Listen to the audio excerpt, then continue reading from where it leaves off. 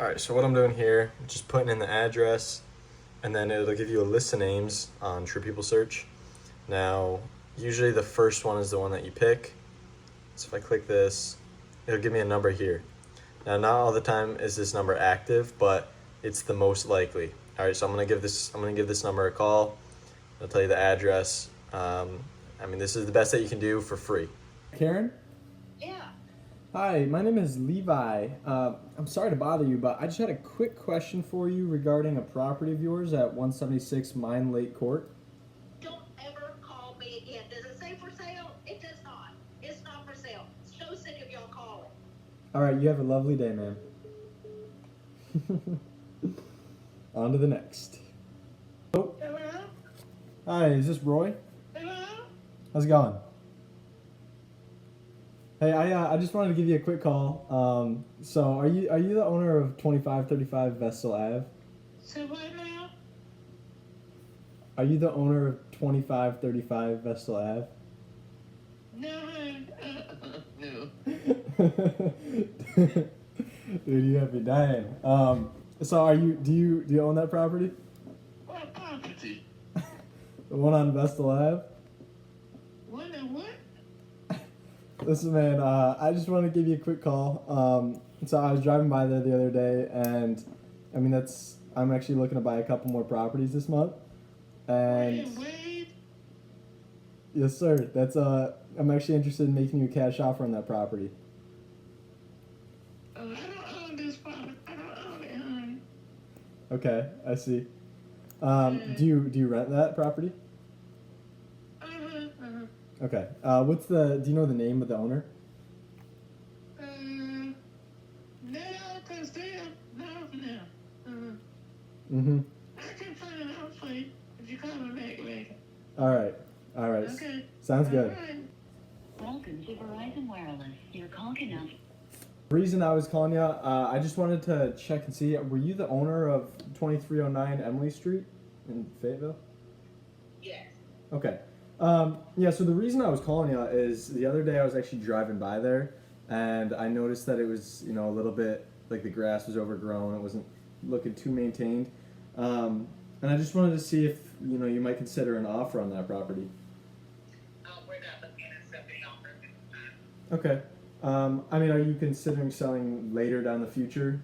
Maybe not now. Not right now. No. Okay. Can I ask what's holding you back right now? Is it just the market?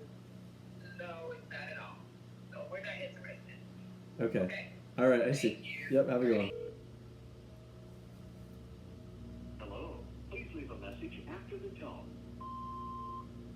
Hey Kyrie, my name is Levi. The reason I'm giving you a call is I was actually just driving past your property the other day at 825 Lake Crest Drive, and I just wanted to reach out and see if you might consider an offer on that property. If so, give me a call back. We can talk some more details. Boom. Yeah, so I just called that entire list. There wasn't anybody interested, but so what? That was only an hour of driving for dollars, and that's about what you're gonna get. About an hour of driving, an hour of cold calling, especially when you have to skip trace on your own.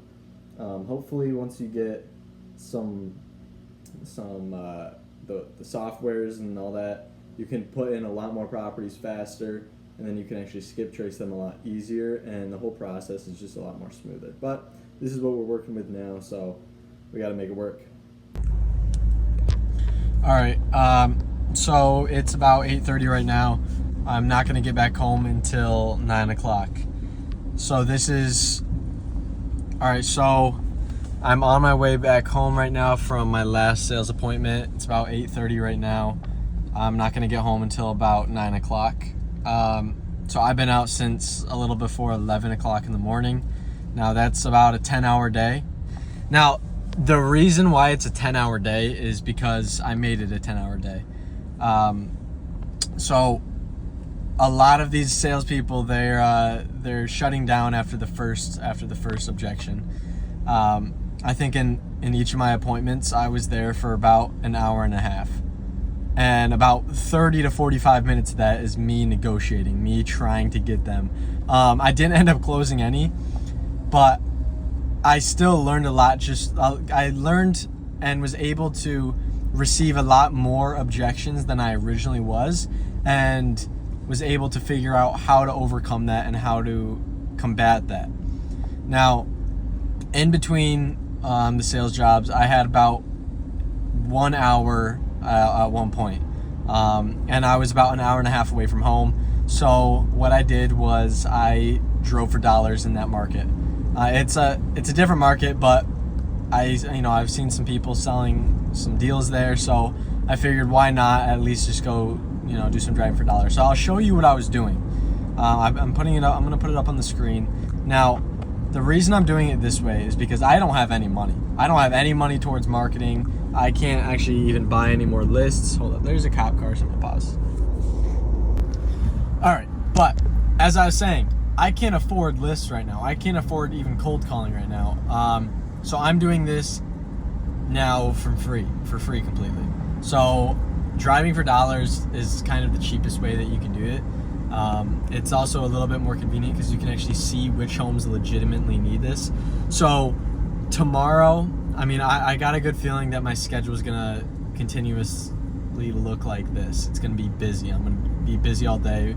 Like this morning, I woke up, went to the gym, got home, made second breakfast, and then went out. And then I'm gonna get home at 9 o'clock. Gosh, these cop cars, there's traffic everywhere, and I'm not trying to get pulled over.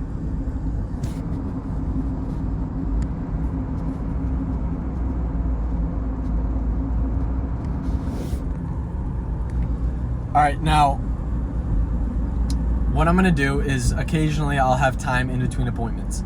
I'm just gonna drive. I'm just gonna drive for dollars. I'm gonna keep adding properties to my list, and then other days when I have that free time, I'm gonna be in my car and I'm just gonna use True People Search. The problem with True People Search is it gives you like 4 different numbers, and on top of 4 different numbers, it gives you like 3 different names. So it's a little bit more tedious. You gotta put in a little bit more work to actually get the numbers. But that's all I got right now. And a lot of these homes, the reason why I'm not door knocking these ones, at least in the one that I was driving for, a lot of those are rentals already. So I've kind of found a pattern where the ones that actually really need it, somebody's actually living in there and they're not maintaining it and they're renting it out. So I'm gonna just try and get in touch with the owner directly, and then see if I can work from there. Hopefully, once I get some more money to buy some softwares, I'm gonna be able to get some driving for dollars softwares, be able to actually input those addresses, and then be able to skip trace them, and then also use a 3-line dialer so that way I can cold call them consistently and continuously.